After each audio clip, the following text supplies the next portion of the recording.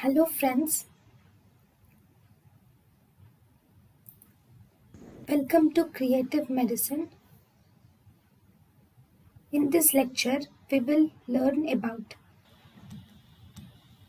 a patient who is taking anticholinergic for 3 weeks developed high-grade fever, raised creatinine phosphokinase and myoglobinuria. What is the most probable diagnosis?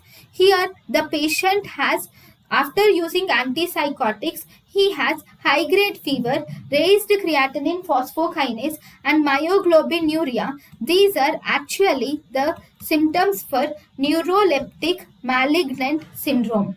So diagnosis here is neuroleptic malignant syndrome. Thank you and thank you for watching.